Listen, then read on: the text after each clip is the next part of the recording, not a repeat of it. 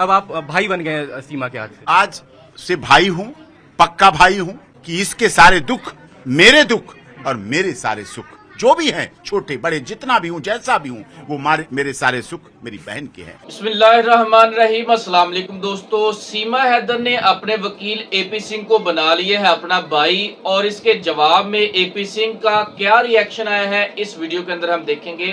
तो आइए हमारे साथ इस इंफॉर्मेटिव वीडियो का आगाज करते हैं।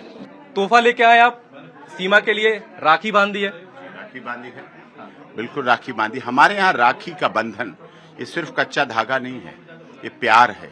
ये प्यार की रीति रिवाज, पद्धति, संस्कृति, हमारी मान मर्यादा, सारी कुछ, हमारी इज्जत सम्मान की परवाह मेरी बहन को रहती है और बहन के सारे दुखों की चिंता भाई को रहती है। ऐसी हमारी सामाजिक परंपरा है, ऐसी सनातन धर्म की पद्धति और रीति रिवाज है, इसीलिए हम उसको निभाएंगे। अभी तक आप सीमा और सचिन के वकील के रूप में काम कर रहे थे, लेकिन अब आप भाई बन गए सीमा के हाथ से। आज से भाई हूँ, पक्का भाई हूँ। रक्षाबंधन का त्योहार पूरे जीवन भर, राखी बंधन का त्योहार पूरे जीवन भर की शपथ है कि इसके सारे दुख मेरे दुख और मेरे सारे सुख जो भी हैं, छोटे बड़े जितना भी हूँ, जैसा भी हूँ, वो मेरे सारे सुख मेरी बहन के हैं। ये हमारे संस्कारों में हमारे माता पिता ने सिखाया था बचपन में, छोटा था, कि बेटा जब भी बहन के हाथ से फोन आए, बुलावा आए, पहले नाई आते थे बुलाने के लिए, कि अगर जब संदेशा आ जाए और तुम भोजन कर रहे हो तो भोजन छोड़ देना, हाथ मत धोना, हाथ बहन की ससुराल में धोना जाके और सीधे वहीं पहुंच जाना। तो ये प्यार, ये संस्कार हमारे हैं। सीमा, आपने बुलावा भेजा था, राखी भेजी थी भाई एपी सिंह जी को, जो अब आपके भाई बन गए हैं। क्या मन में है कि राखी भेज के एक तरीके से जो लंबे समय से आपकी मदद भी कर रहे हैं? मैंने अपने मन से भेजी थी राखी इनको, मैंने इनको राखी भेजी तो ये यहाँ आ गए, तो ये बहुत बड़ी चीज़ है मेरे लिए और मैं बहुत खुश हूँ इस चीज़ से। मेरी डबल नहीं दुगनी तिगनी खुशी हो गई। पहला रक्षाबंधन है मेरा यहाँ पे और पहली राखी मैंने इनको बांधी। ये मेरे घर पे आए, माता जी मेरे घर पे आई हैं, तो मेरे लिए बहुत खुशी की बात है। मैं खुद को बहुत खुश नसीब समझती हूँ कि मैं डॉक्टर एपी सिंह वकील साहब की बहन बनी। मैं बहुत खुश हूँ। हमारा ज़रूर कोई अगले जन्म में कोई अच्छा काम करा होगा जो भगवान ने इस जन्म में ये भाई दिया। हाँ, तो आपके भैया आपके लिए क्या क्या लेके आए, जरा दिखा दीजिए हमारे दर्शकों को। क्या कुछ लेकर आए हैं, साड़ी है मेरे लिए, बच्चों के कपड़े हैं, मिठाइयाँ, खाने पीने जो भी हैं, बहुत कुछ लेकर आए हैं। अच्छा, अब भारत में आपकी पहली राखी है। पाकिस्तान में भी राखी होती थी, वहाँ पर राखी मनाई जाती है कि मनाने देते हैं लोग वहाँ पर? वहाँ मैंने कोई भी जिंदगी में भाई बहन का त्योहार नहीं देखा।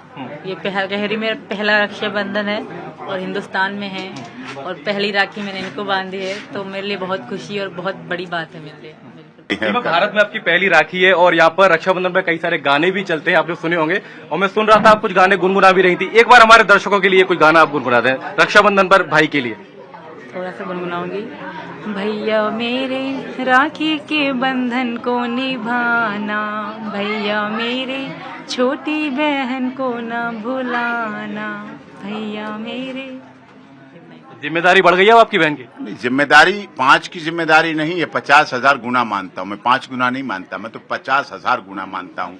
यहाँ रिश्ता एक माँ का था बच्चों से, अब ये मामा का रिश्ता में 2 माएँ जुड़ जाती हैं, 2 मामा 2 माएँ जुड़ जाती हैं। इस रिश्ते को पूरी शिद्दत, इनके बच्चों के अधिकार, इनके अधिकारों के लिए पूरी लड़ाई लड़ूंगा, कानूनी लड़ाई लड़ूंगा, तन मन धन के साथ लड़ूंगा, पूरे समर्पण के साथ लड़ूंगा, क्योंकि हमारे यहाँ रीति रिवाज है कि बहन के दुख सारे भाई के दुख और सारे भाई के सुख सारे बहन के सुख हो जाते हैं। यही रीति रिवाज, यही हमारे संस्कार, यही हमारी पद्धति है। सूरह बकरा की सूरा नंबर 2 आयत नंबर 221 में अल्लाह ताला फरमाते हैं कि आप मुशरिका से शादी नहीं कर सकते जब तक वो ईमान न लाए।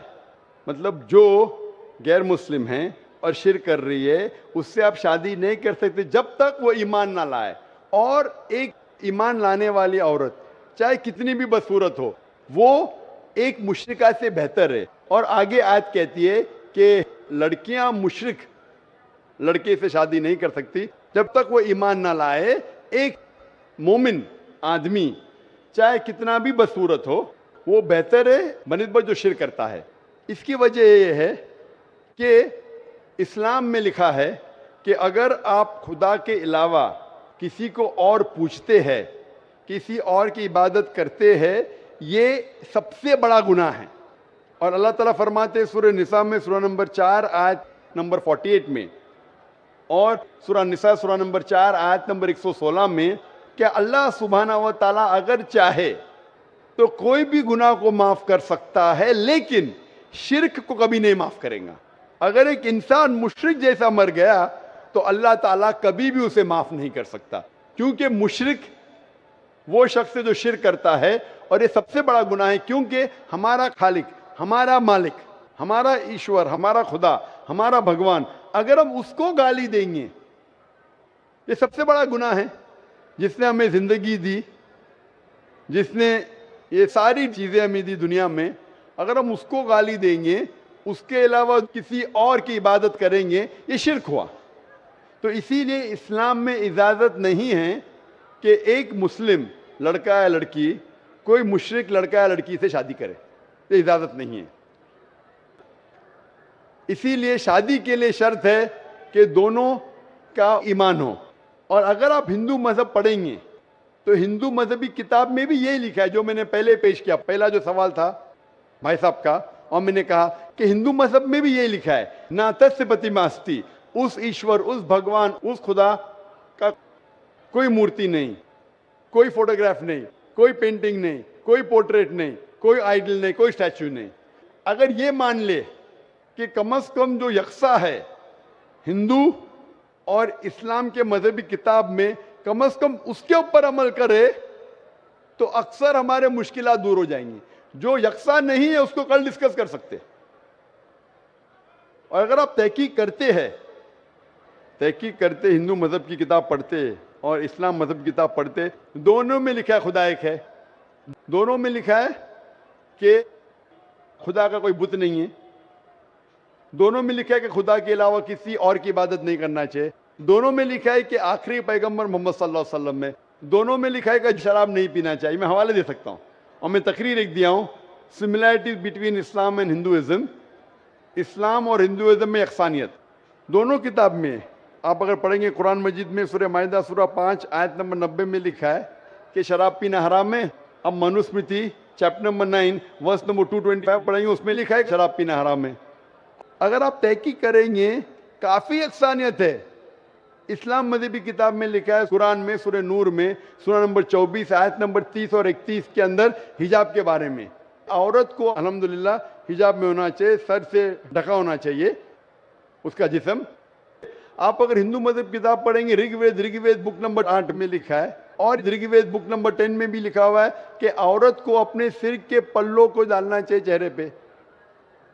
हिंदू और इस्लाम मजहब में जो मजहबी किताब में लिखा है, लेकिन अफसोस की बात है कि मजहब के ठेकेदार ये चीज का जिक्र ही नहीं करते। क्यों? इसीलिए मैं हवाले देता हूं।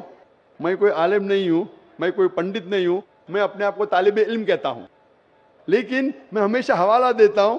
तो किसी को भी शक है, किसी को भी शुबा है तो घर पे जाके चेक कर सकता है, या इंटरनेट पे जाइए, आप टाइप करो, वेद भी इंटरनेट के ऊपर है, कुरान भी इंटरनेट के ऊपर है, टाइप करो, रेफरेंस टाइप करो, आपको हवाला मिल जाए।